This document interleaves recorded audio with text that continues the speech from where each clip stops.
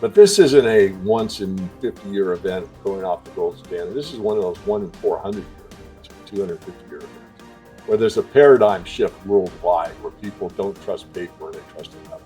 That's what I'm looking at. And if that's true, then you're going to have buying in all directions, and you are 100% correct. I don't care what the price is. I'm going to die financially if I don't have some gold. That's the mindset. Does that mean that's the truth? No. The paper money may hold and it may, be undervalued or whatever. I don't see the dollar going away. I don't see it collapsing 100%. But the mindset could get to where I think that's going to happen, or it's a likelihood. I never thought it could ever happen, but now I'm giving it a 10% chance or whatever. Once you get in that manic panic phase of, oh my goodness, if I don't have gold, I am done for. I can't afford gold. I'll buy silver. It's under $100. People will not use logic at all. You're watching CapitalCosm. My name is Danny. It is September 3rd, 2025, and my guest today is none other than Mr. Silver himself, Dave Morgan. Dave, thank you so much for coming on, my friend. Danny, it's good to be back with you. Yeah, let's dive right in here, Dave. Lots of stuff going on. At the time of this recording, silver is making some pretty big moves, breaking that $42 barrier, at least on the futures contract. Gold and platinum making big moves as well. What is on your radar screen right now? What do you think should be on the radar screen of other precious metal stacker? Well, a couple things. One is, the two cases are technical and fundamental. Fundamentally, I think anyone that's watched your show for more than 3 or 4 times or anything in this space of us metalheads knows, we have a very big problem on a global basis, and that's based on this exceedingly growing debt worldwide, and it can't be paid off. So that fundamental just continues. But on a technical side, silver has not seen a 40 handle for quite some time. And this is new territory, more or less, for silver. And there's a nice base below it. In other words, it didn't just get there in a parabolic move where it just kept going up and up and up and up. And all of a sudden we hit past 40. It's stair-stepped up. So we've seen it, get through that 35, 50. People have different ideas of where the exact resistance line is, but it broke through that. And instead of going right to 40, it built a base at a higher level. And now it's moved up. So we're sitting in a position now where silver, from what I call the Morgan rule, is confirmed. We have an 80%, not 100%, an 80% probability this is a breakout, not a fake out. Gold actually needs to go one more day above its all-time high, its recent all-time high, which I think is like 35.07. Don't quote me, but somewhere in that range. It's above that yesterday and today. And then it should, if it does tomorrow, get those 3 days in a row, which would, again, give us about an 80% probability that too is a breakout. So it's, I think, a little interesting that silver actually led the breakout the way I measure them. Doesn't mean I don't agree with David, don't agree with me. I'm just telling you how I do it. But the breakout here in silver is prior to breakout in gold, again, the way I analyze it. And that kind of reconfirms to me that silver is going to start catching up to gold. We do see the gold-silver ratio getting to be a lower and lower number, meaning that silver is outperforming gold, but it's still very high relative to historical standards. So I'm still quite bullish on both the metals, but I do expect silver to continue to have a narrowing gold-silver ratio over time. And we may get to what we've already seen in this bull market, which is 30-1. Right now, we're above 80.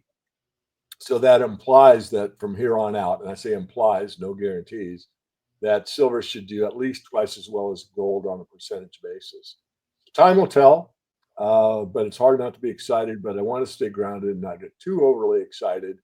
And the last thing you didn't ask, but pertains, and that's the mining shares. And we've seen, new all-time highs at some of our majors, and we've seen some of the juniors really start to perform. The indexes, XAU, HUI, are doing well. And really, we've got confirmation after confirmation after confirmation. This is the real deal, and we've got more to go.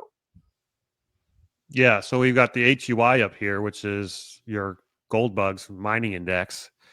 And let's go ahead and take a look at this thing. This thing has been rocketing the last year or so. I mean, just look at these green candlesticks here.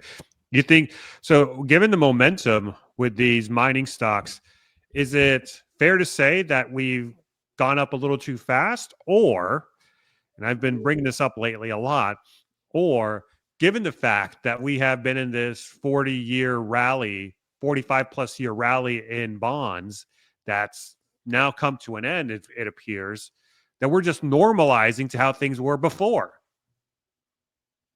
It's both. I mean, and that's a bad answer, but I'll explain. Uh, First of all, technical work is based on chart patterns. Really, the most important things are momentum, which very people don't even know how to calculate that, and um, and time. And so, show me that curve and not telling me if it was soybean oil, silver, or a stock. I would say, yeah, it needs some consolidation. And uh, and does that mean it needs it, next week or next month? And the answer is no, I don't know, but I do know it needs some.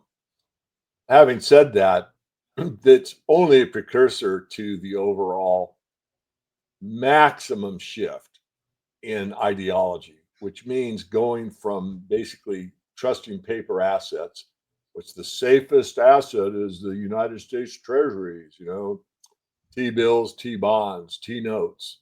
Well, that's a false statement on surface. We all know the debt can't be paid back. So why would you buy, a business and the owner has a debt and you buy his business knowing that when you take over the business, you never have a chance to ever pay back what's owed, let alone make a profit. I mean, it's ridiculous. Of course, in the bond market, you make a profit playing the game of our interest rates going higher or lower, and then the bond price changes and you sell or buy the bond based on your bet. But that's even coming to not to an end, but it's subsiding. So the shift is monumental. It's from things that I used to trust that I don't trust as much anymore. I won't say I don't trust it. I don't think you should be in bonds at all. That's my personal strong opinion. But moving out of bonds and moving into what you can trust, what have you trusted for 5,000 years before there's even been a bond market? Well, it's called gold. So you're seeing a shift by central banks moving out of the sacrosanct at one time US debt into gold. And that started a couple of years ago. And I kept saying the run to gold has begun. And go back and verify that if you wish. And I'm not trying to pat myself on the back, just that, I've analyzed these markets for a long time. And sometimes people don't see the obvious. To me, it was quite obvious. And I kept pointing it out. But now it's going beyond the central banks, it's moving into larger money, you know, hedge funds, family offices, pension funds, even saying, "Hey, wait a minute, our treasury is the most, the grounding force in my portfolio." And the answer is maybe not as much. Maybe we should hedge. Maybe we should buy some gold. So I think the trend again for this last phase is it has started and will continue. And as more and more of that shift goes from people where 1% say I'm shifting 2% to 3% to 5%, perhaps saying I've got to either hedge or I've got to lighten up my load on US debt and move into gold and or silver, or gold and silver, or gold and platinum, or whatever. And perhaps the underlying ETFs and even perhaps the underlying mining shares, because there's several ways to get exposure. That shift is just starting. You're just seeing it. It's like the marathon has just started, and 1 mile out of the whatever it is, 28 is there. 2 miles have gone by. It's the banks only. Now we're moving to mile 3 to 4, and we're starting to see other participants. Is that exclusively as it relates to gold, or should we also anticipate these family offices, these institutions to also begin stacking or getting positions and exposures to the silver market as well? Just last week, you had Saudi Arabia buy somewhere along the tune of $20 million plus of silver. A year ago, you had the Central Bank of Russia state that they would be opening a silver reserve. Last week as well, you had the Department of Interior here in the United States declare both platinum and silver as critical minerals or critical metals moving forward.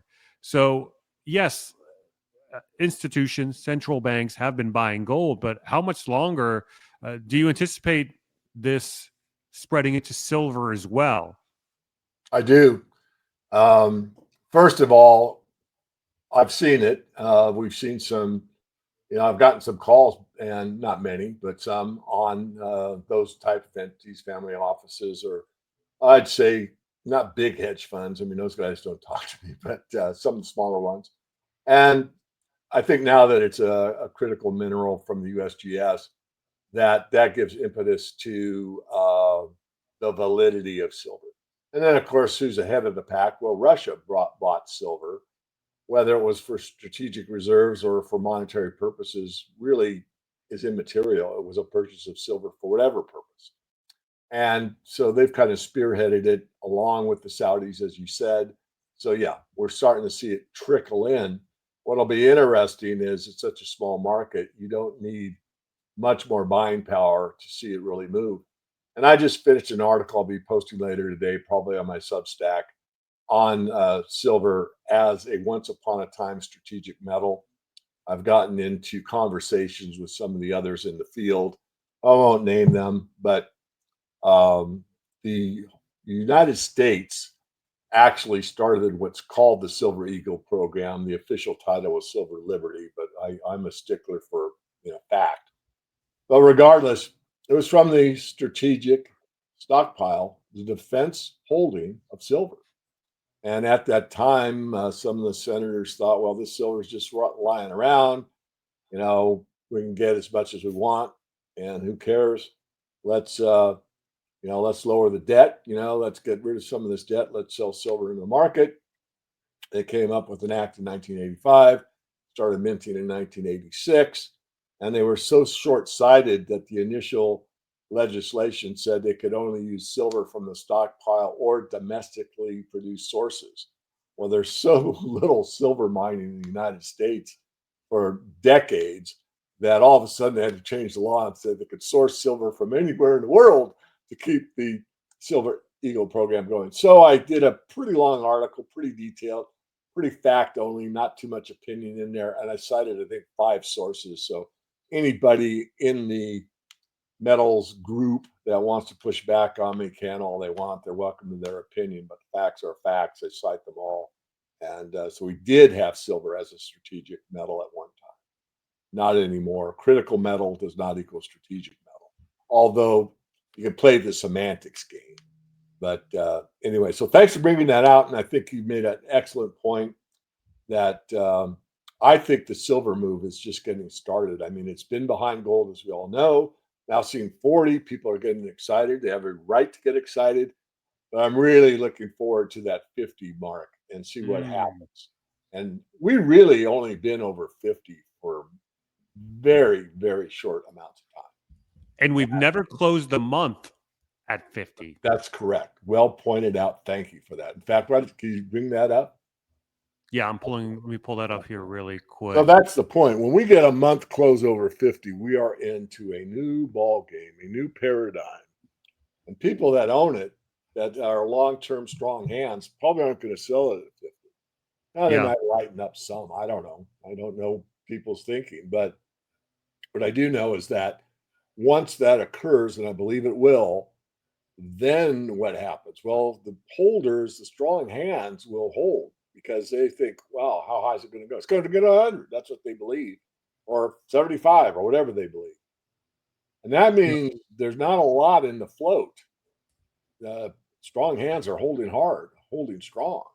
So new buyers like the industrial side that has to have it to maintain production of whatever they're making, solar panels or silver shot or silver liquids or silver mesh or whatever it is, they've got to buy it or they're out of business. So, and then I think the algorithms will kick in because they'll see there's very little upside resistance and very strong hands holding it. So any buying will move it higher. So they'll want to get in early and sell to their compadres that get in later or maybe a short-term trade, but nonetheless going from 50 to 55 when you're leveraged to the max, that $5 move when you're highly leveraged can be lots of fiat. So thinking, yeah. So I'll go give it back to you. You can show us the chart. Yeah, no, I'll let you finish this thought, but I just had an interesting insight here that I wanted to share really quick. So, yes, we looked at the monthly chart. So let's go ahead and look at the monthly chart. And what you'll notice is, yeah, so this line represents the $50 mark. We have never closed above this line within a monthly candlestick. But what's more interesting is that if you look at the 3-month candlestick, if we close out, if we don't go a penny higher or a penny lower from where we're at today, this will be a quarterly close.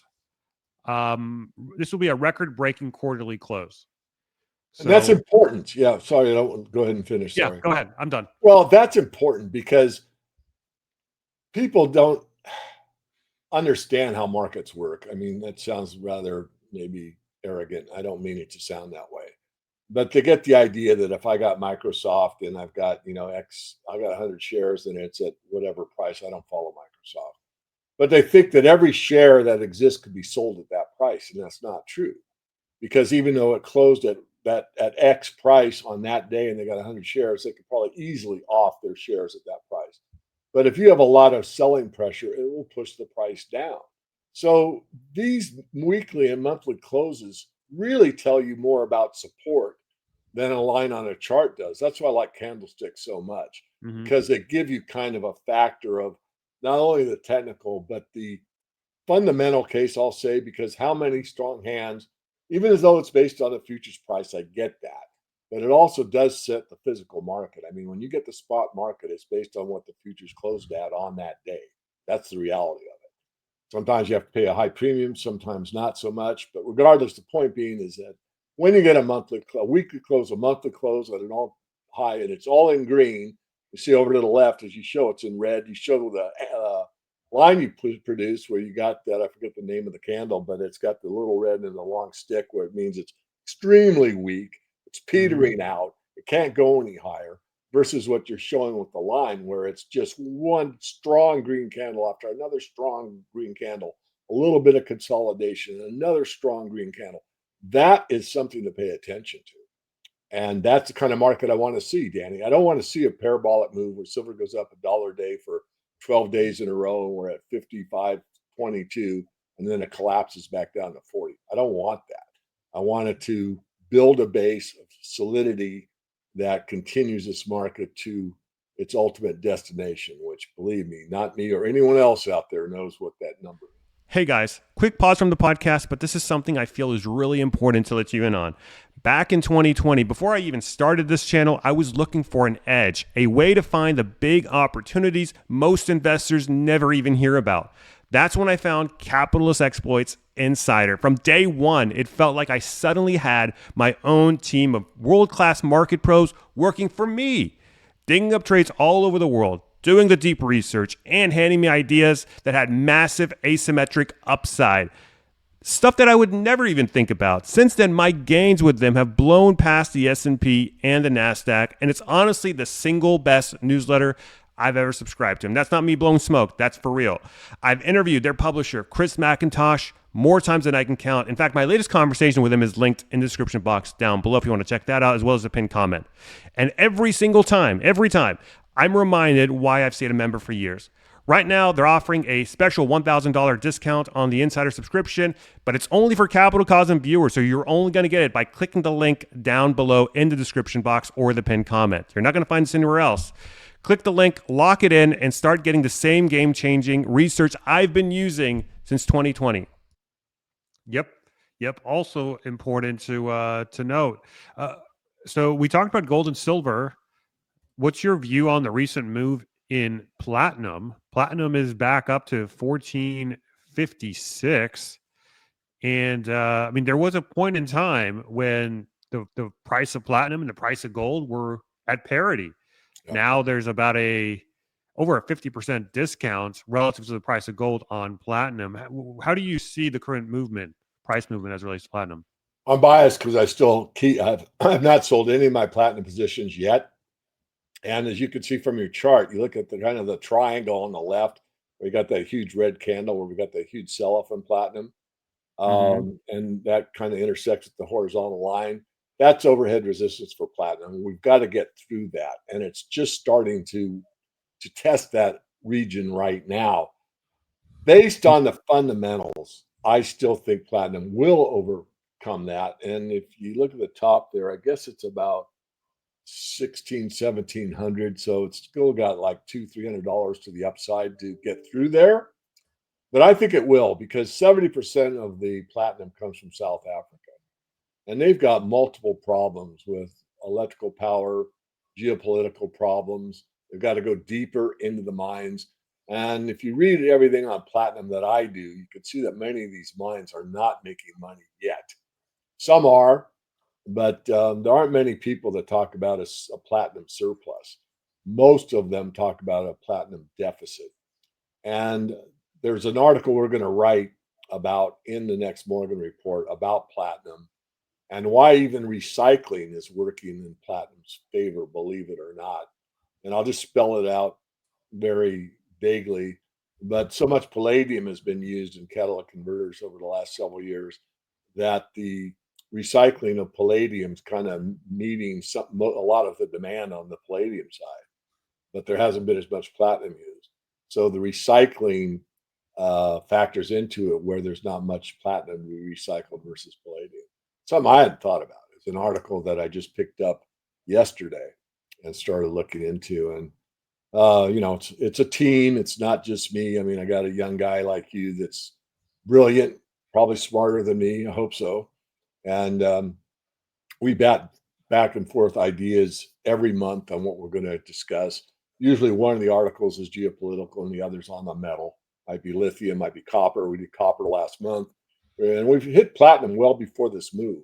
So anyone that subscribes, that paid attention, and entered when I was entering, I tell everybody what I'm doing. That's what they're basically buying. Is how I invest when I'm making a move, and it's so far so good. Now, am I getting greedy here or not?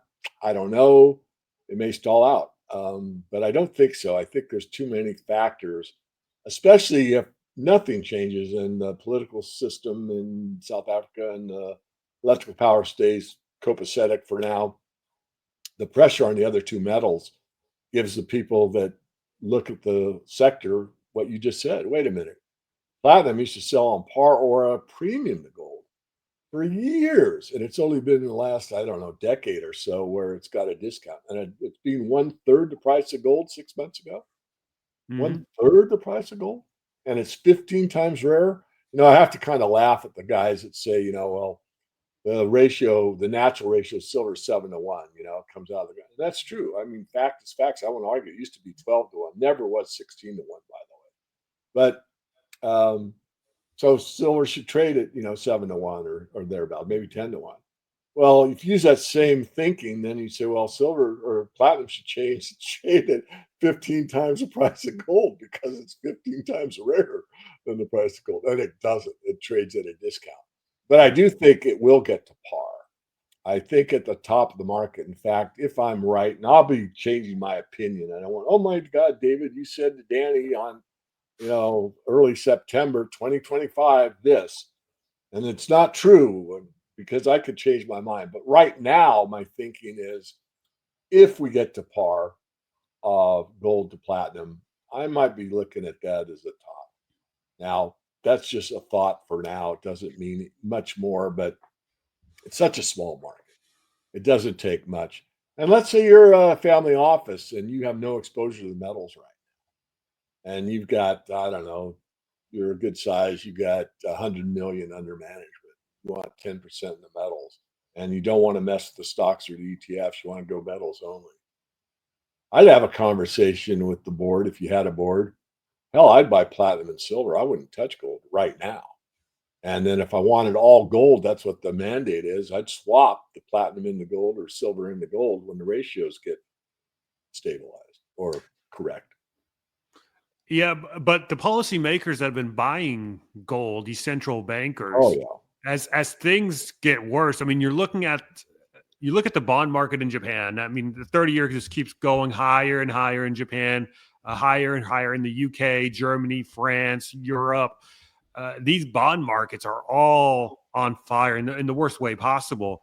So would it be no surprise that you're starting to see a bid on the precious metals? And if that was the case, yes, the metals are a little outstretched as it relates to now. But if these central bankers see the writing on the wall, it seems to me that they're not going to care what price, like how far above its moving average it is, or any of these technical indicators. They're just going to want to get this metal in storage pronto. I mean, what do you think of that?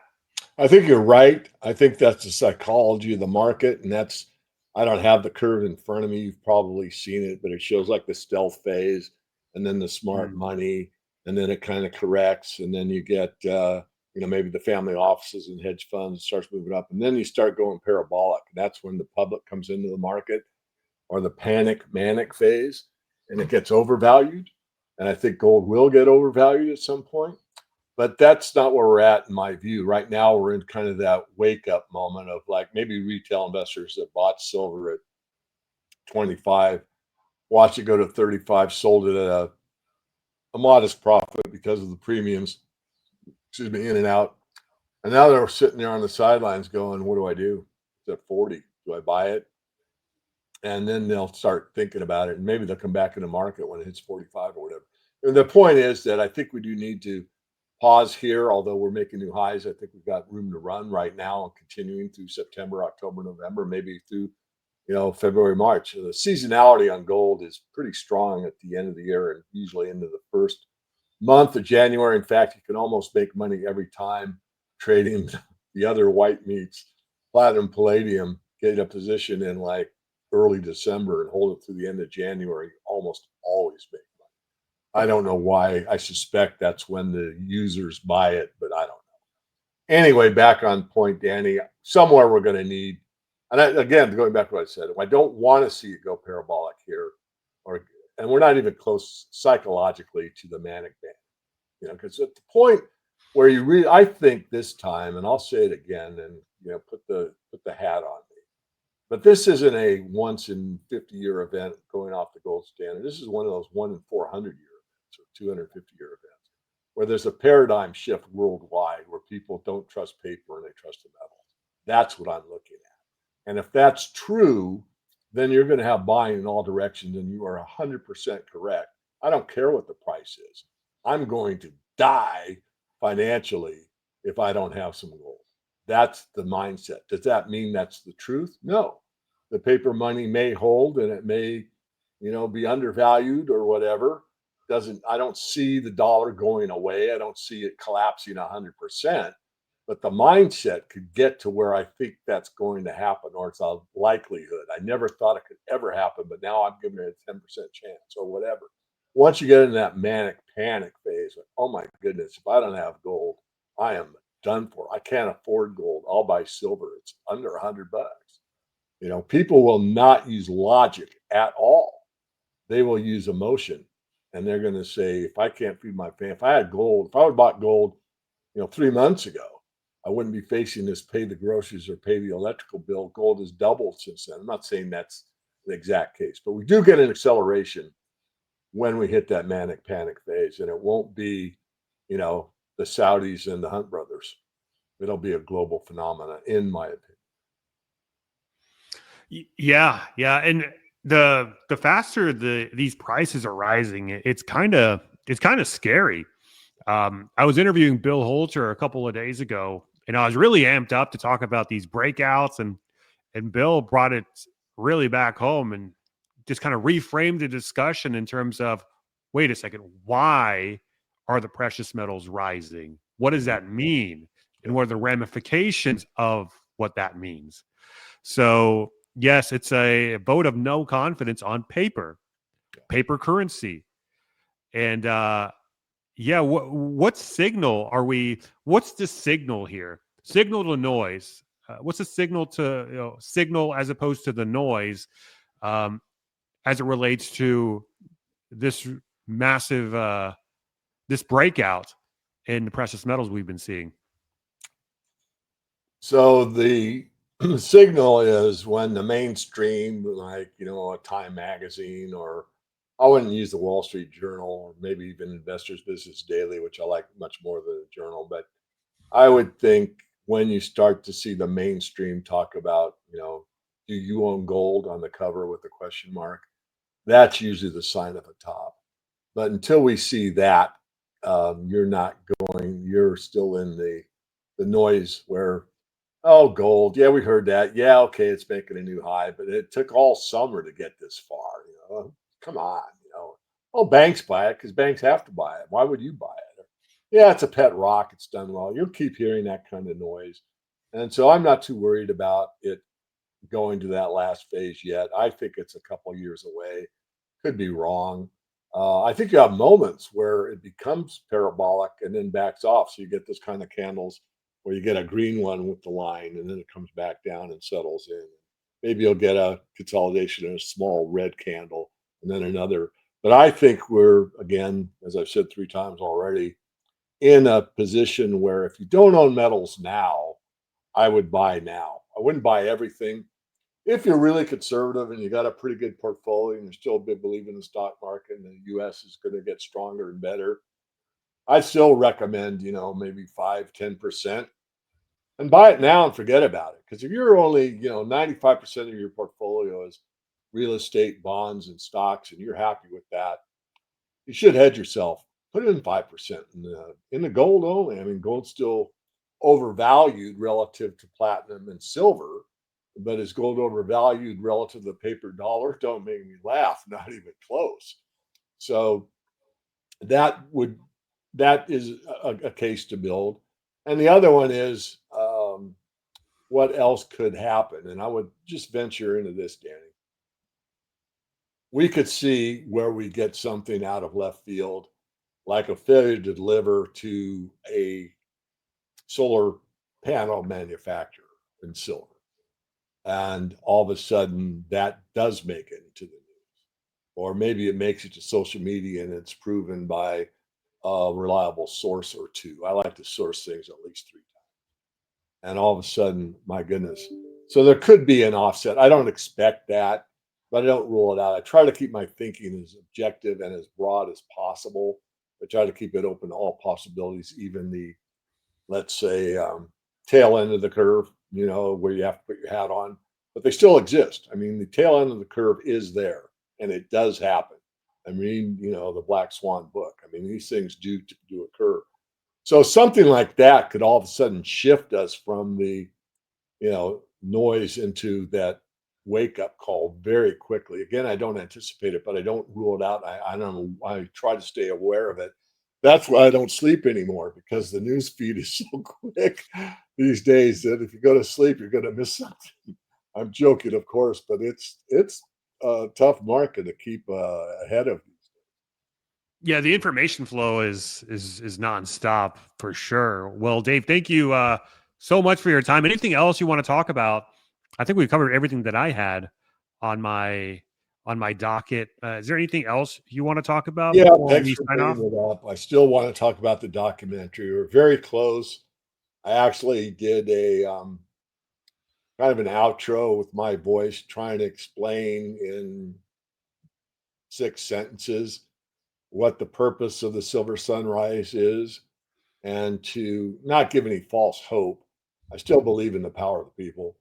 And so I'm working on that. Once that's done and the editor, the guy that does all the editing for the film itself approves it. I mean, I paid for most of it, but regardless, I just want a strong ending.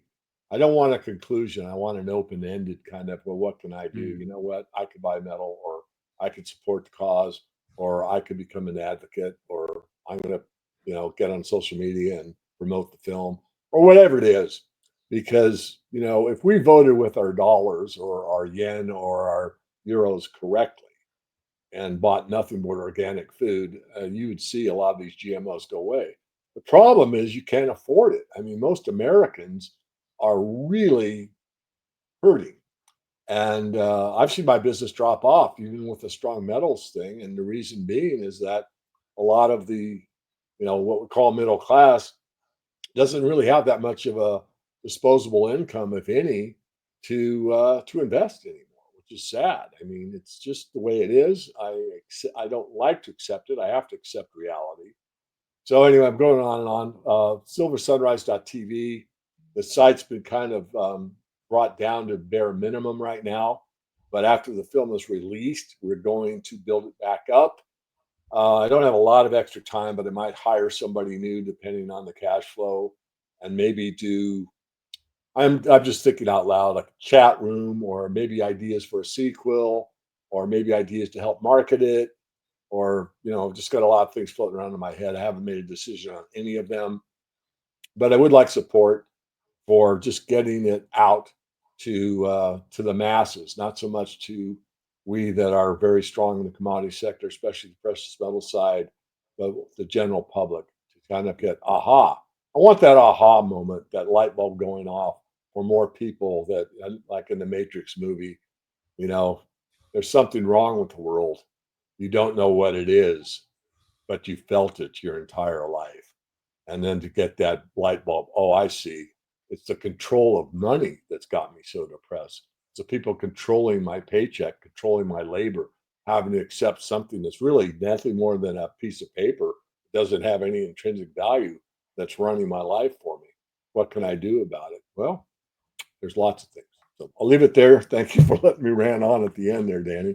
No, take as much time as you want, Dave. It's always intriguing having you on, and yeah, as things progress, we see these metals prices continue to move and become more pivotal in terms of geopolitics. I mean, you mentioned you write a geopolitics column as well in your newsletter, and it could Usually be I do. I used to not even touch it, so if I interrupted, but it's such a player. And we started talking about the blockchain way back, and I got some pretty fair amount of my members that kind of pushed back and said, why are you taking space on this?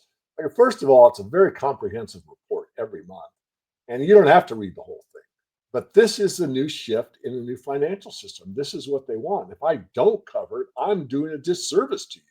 Now, whether or not you read it or not, you're paying me. Do whatever you want with it. But I'm not backing down. Of course, I haven't, and I'm glad I have not, because we both know that the push is toward CBDC or something equivalent to a CBDC, and they want to get out from under this debt that they can't manage and push us into a new system and make the debt go away. Well, we had a cyber attack, or money center bank collapsed, or we're sorry that Japan bond market blew up, or whatever the case may be, and all those are plausible.